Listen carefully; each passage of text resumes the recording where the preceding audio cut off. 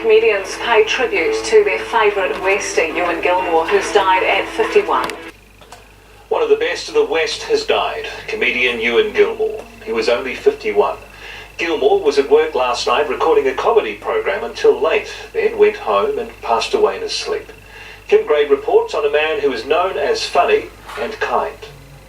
Please welcome to the stage, the Westie, Ewen Gilmour. With his long hair, leather jacket and love of fast cars and motorcycles, Ewen Gilmour was the quintessential Westie. Dragging these guys off. You're lucky I'm turning, bro. His career began in 1995. 2 years later, he won the first ever Billy T Comedy Award and was declared New Zealand Male Comedian of the Decade in 2010. The same year, he decided to run for mayor. And one of the first things I do, ladies and gentlemen, when I get voted into mayor of Auckland Super City, I'm going to break Auckland up into 6 or 7 little districts. But there will be no Papakura.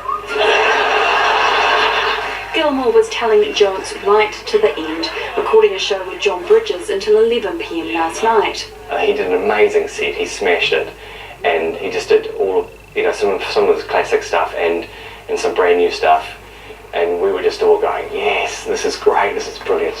He went home and passed away in his sleep. He was like a trailblazer, and in double denim, Fellow comedian Ursula Carlson says Gilmour was generous on stage and off. With Ewen, he was just a really nice guy and a great hugger. He'd always, when you meet him, that was the first thing he did. When I met him, he didn't even say his name. He came up to me, gave me a great big hug, and he goes, "My name's Ewen." And I was like, wow, what a great guy.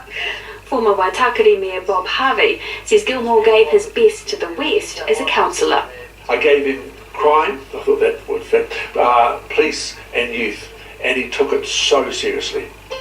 In 2011, Gilmour travelled to Ewen for a documentary tracing the journey of his great-great-grandfather. I think that if Wenzel had stayed here instead, that would probably be me in that house, eating schnitzel, with a lady that's only got 3 teeth, writing jokes about horses. Gilmour's life wasn't without tragedy. In 2011, his wife Kathy died after a long battle with cancer. And in the same documentary, Gilmour reflected on what comedy meant to him. I think my comedy is from deep inside me and the things that I've been through.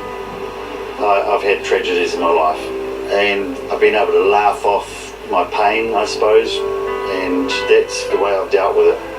In a statement, Gilmour's family say the one comforting thought about his sudden death is that he is now at rest with his beloved Kathy.